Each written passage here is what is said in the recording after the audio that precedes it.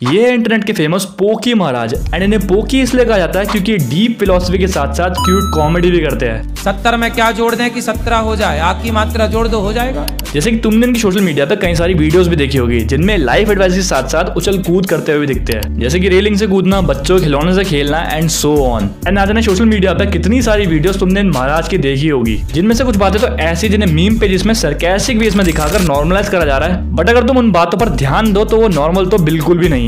And may be इस video से काफी सारे लोग ऑफेंड भी सकते हैं, तो मैं उन्हें यही कहूंगा कि वीडियो को एक बार ठंडे दिमाग से समझना, क्योंकि मैं इस वीडियो में बाबा के धार्मिक प्रवचनों के खिलाफ बात नहीं करने वाला हूँ। मैं बस बाबा की डार्क साइड को एक्सपोज कर रहा हूँ, जिनमें दी गई एडवाइसेस हमारे समाज के लिए काफी ज्यादा हानिकारक है। अभी रिसेंटली बाबा एक पॉडकास्ट में गए हुए थे जिसमें बाबा का ये कहना था कि लड़कियों के साथ जो आजकल हादसे हो रहे हैं, उन हादसों में लड़कों के साथ साथ लड़कियों की भी गलती होती है, क्योंकि वो कम वस्त्र पहनकर बाहर निकलती है, लड़कों की उन पर नजर खराब हो जाती है, जिससे वो उन पर गलत काम कर बैठते हैं। एक व्यक्ति था जो अच्छा था, लड़का था, सुधरा हुआ था, बढ़िया था। उसने एक दिन एक लड़की को देखा जो कि कुछ कम कपड़े थे, तो उसने देखा धीरे धीरे वो लड़का ना उत्तेजित होने लगा। फिर क्या हुआ कि उस लड़के ने किसी लड़की को जो उसके आसपास थी, कोई भी रही होगी, उस लड़की को पकड़ा और उसको वो छेड़ने लग गया। ठीक बात। फिर लोगों को दिखा तो लोगों ने उसको मार लगाई और वो जेल चला गया। लड़की सुरक्षित थी। अब मेरा सवाल आपसे इतना है कि आज वो लड़का यदि बिगड़ा तो कौन जिम्मेदार था?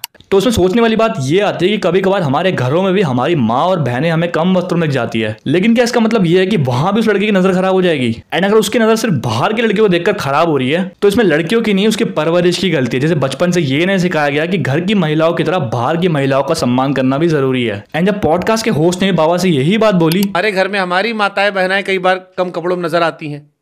कई बार ऐसा हुआ कि आप स्नान करने जा रहे हैं, कम कपड़ों में नजर आई, तब आपकी नीयत नहीं खराब होती, क्योंकि वो आपकी अपनी बहन है। हाँ। आपकी अपनी भाभी है, आपकी अपनी दीदी है, आपकी अपनी बुआ है, आपकी अपनी वो है।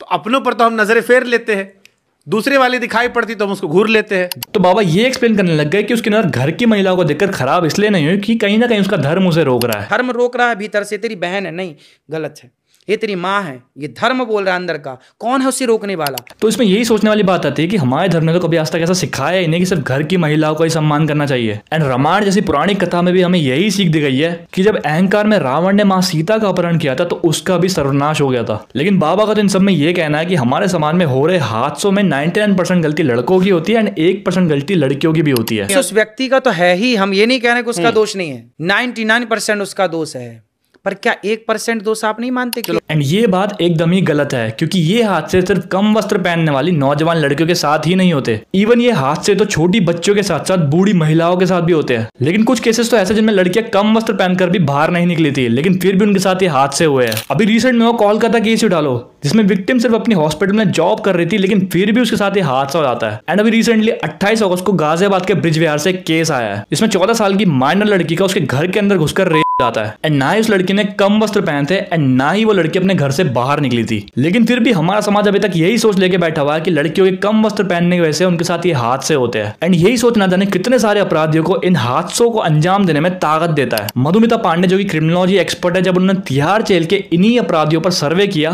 तो उन्होंने ये बताया कि इन सारे अपराधियों का यही मानना था कि इन सब चीजों में लड़कियों की भी गलती होती है। एंड इस सोच को रखने वाले कुछ अपराधी तो ऐसे भी थे जिन्होंने माइनर लड़कियों के साथ ही हादसे किए थे। एंड इन सब चीजों के बावजूद भी अभी तक हमारे समाज में लड़कियों को भी इन हादसों में दोषी बताया जाता है। एंड दूसरी तरफ बाबा का ये कहना है कि कैंसर जैसी घातक बीमारी गौमूत्र पीने से ठीक हो सकती है। कैंसर जैसी बीमारी से कोई बचा सकता है तो गाय का मूत्र बचाता है। एंड ये बात काफी मिसलीडिंग है। मैं मानता हूँ हमारे हिंदू धर्म में गौमूत्र को काफी पवित्र मान जाता है, लेकिन ये कह देना कि गौमूत्र से कैंसर जैसी बीमारी ठीक हो सकती है, ये बात एकदम ही गलत है। एंड ये बात सिर्फ मैं नहीं कह रहा, खुद आयुर्वेदिक डॉक्टर्स तक का ये कहना है कि आयुर्वेदा में गौमूत्र को काफी फायदेमंद माना जाता है। लेकिन ये कह देना है कि गौमूत्र से कैंसर जैसी बीमारी ठीक हो सकती है, ये सरासर झूठ है। और भारत में कैंसर के ऊपर काम करने वाली सरकारी संस्था नेशनल कैंसर इंस्टीट्यूट का तो ये तक कहना है कि ड्यूरिंग कैंसर गौमूत्र कंज्यूम करना पेशेंट के लिए काफी ज्यादा हानिकारक हो सकता है। एंड इसका कोई मेडिकल प्रूफ है ही नहीं कि गौमूत्र से कैंसर जैसी सीरियस बीमारी ठीक हो सकती है, लेकिन फिर भी कैंसर के पेशेंट की लाइफ काफी ज्यादा पेनफुल होती है। उन्हें ये बात बोलना काफी ज्यादा मिसलीडिंग तो है ही, बल्कि उनकी आस्था के साथ खिलवाड़ करने वाली बात भी है। ऐसी कोविड पेंडेमिक के टाइम पर जब काफी सारे लोगों की कोविड से मौतें हो रही थी, तो अपने प्रोडक्ट की सेल बढ़ाने के लिए बाबा रामदेव लोगों को ये बोलकर मिसलीड कर रहे थे कि उनकी कोरोनल किट 7 दिन के अंदर अंदर कोविड को ठीक कर सकती है। 7 दिन के अंदर 100% रोगी नेगेटिव होगी, ये बहुत बड़ी बात।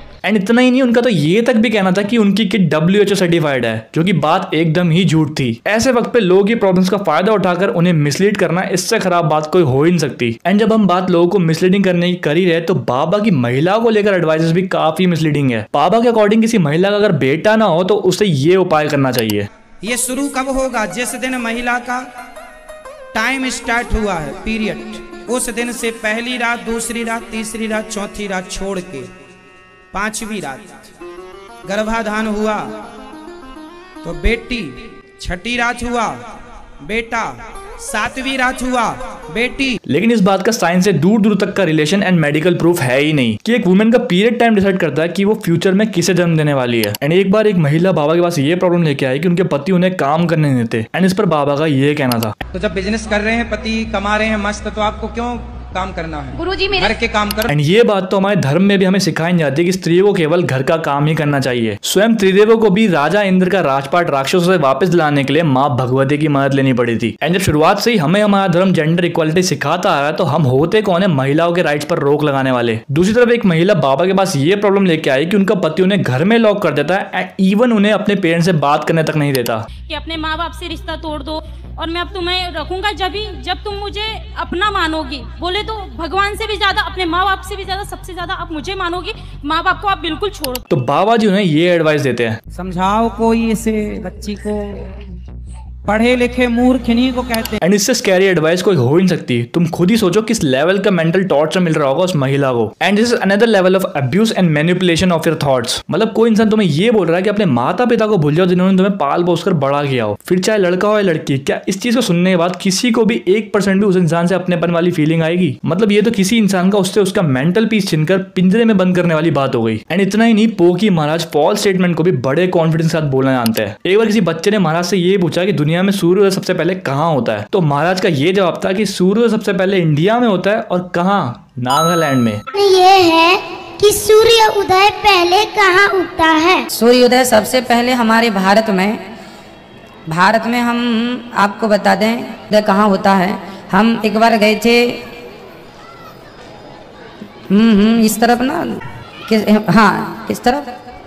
नागालैंड गए थे हम नागालैंड गए थे। नागालैंड भारत की ही धरती है। एंड जब पॉडकास्ट के होस्ट ने महाराज से ये सवाल किया कि आपने किस बेसिस पे बच्चे को ये आंसर दिया, तो महाराज का ये कहना था कि हमने एक गाना सुना था, उसके बेसिस पे हमने जवाब दे दिया। हमने तो यही सुना है कि सूरज सबसे पहले आकर डाले अपना डेरा, वो भारत देश है मेरा, तो मैंने कह दिया मेरा भारत। बट महाराज जी आप बड़े पद पर, आप सुनने वाले करोड़ों हैं, आपने कह दिया नागालैंड में। अब गांव देहात में हर आदमी कह रहा नहीं भैया नागालैंड में पहले होता है। तुम फर्जी बोल रहे हो। हम सुने थे न्यूजीलैंड ऑस्ट्रेलिया में होता है, तुम लोग यहाँ कह रहे हो, हम नहीं मानते तुमको। उनका न्यू ईयर एक दिन हमसे पहले होता है। मतलब कॉन्फिडेंस होता है ऐसा कि इतने बड़े लेवल पे बिना किसी नॉलेज के किसी को भी कुछ भी बता देना। एंड महाराज तो ये तक बोलते हैं कि ये बात साइंटिफिकली प्रूवन है कि 1 तोला घी जलाने से 1 टन तक ऑक्सीजन पैदा होती है। और घी 1 तोला घी जब जलता है तो 1 टन ऑक्सीजन पैदा होती है। ये मैं नहीं कह रहा हूँ, साइंस कहता है। और साइंस का इस बात को कहना तो बहुत दूर की बात है, साइंस के प्रिंसिपल्स के ही अपोजिट है। अगर तुम्हें याद हो तो बचपन में साइंस क्लास में तुम्हें एक एक्सपेरिमेंट कराया गया था, जिसमें दिखाया गया था कि हम जलती मोमबत्ती को अगर ग्लास से पूरी तरह ढक दे तो अपने आप ही जाएगी। एंड किसी चीज को जलने में सबसे खास ऑक्सीजन की जरूरत पड़ती है। लेकिन महाराज जी का तो मानना है कि 1 तोला घी जलाने से 1 टन ऑक्सीजन पैदा होती है। एंड उनके अकॉर्डिंग ये बात खुद साइंस कहता है। एंड इतना ही नहीं, महाराज जी तो शास्त्रों को पढ़ने में भी गड़बड़ी करते हैं। उद्यता युद्ध दौर दंडई राधावंतो भटान मृधे। राधावंतो लिखा, स्पष्ट लिखा गुरुजी। ऐसा है, नाश मत करिए। आधावंत है, आधावंत में दौड़ते हुए या संधि हो गई है गुरुजी। नहीं ये गलत बात है। एंड गलती पता चलने के बावजूद भी अपनी गलती नहीं मानते। एंड इस चीज पर इन बुजुर्ग पंडित जी ने काफी बढ़िया बात बोली कि इस लेवल पर होने के बावजूद भी लोगों में ऐसी मिसलीडिंग इन्फॉर्मेशन फैलाना हमारे सोसाइटी के लिए काफी ज्यादा हार्मफुल है। क्योंकि अगर अनिरुद्धाचार्य की जगह ये बात और कोई बोलता तो मैं कतई नहीं बोलता। लेकिन अनिरुद्धाचार्य जी इस समय टीवी पर छाए हुए हैं, लाखों लोग इनको सुन रहे हैं, तो ये तो यही समझेंगे ना कि अनिरुद्धाचार्य बोल रहे हैं। एंड इन बाबाओं को इतना कॉन्फिडेंटली इतना मिसलीडिंग इन्फॉर्मेशन फैलाने की ताकत कहीं ना कहीं हम लोग ही देते हैं, जो कि इन महाराजों और बाबाओं पर इतना भरोसा करने लगते हैं कि उनकी बातों को पत्थर की लकीर मानने लग जाते हैं। एंड मुझे पता है कि इतनी सारी चीजें बताने के बावजूद भी कुछ लोग मुझे ही अज्ञानी बोलेंगे, लेकिन उन्हें मैं यही कहना चाहूंगा कि ऐसा ज्ञान लेने से बढ़िया तो मैं अज्ञानी ही ठीक हूँ। आखिर में मैं तुम्हें यही कहना चाहूंगा कि अगर तुम्हें अपनी लाइफ की प्रॉब्लम सॉल्व करने के लिए किसी को अपना गुरु बनाना ही है तो सीधा श्री कृष्ण को बनाओ एंड खुद से शास्त्रों को पढ़कर उनसे ज्ञान लेना शुरू करो एंड खुद पर भरोसा कर अपनी लाइफ की प्रॉब्लम से लड़ना सीखो। अब इन सब पे तुम्हारा क्या कहना है, चाहे वो अच्छा हो या बुरा, कमेंट में जरूर बताना। एंड ऐसी और वीडियोस के लिए चैनल को सब्सक्राइब करना मत भूलना।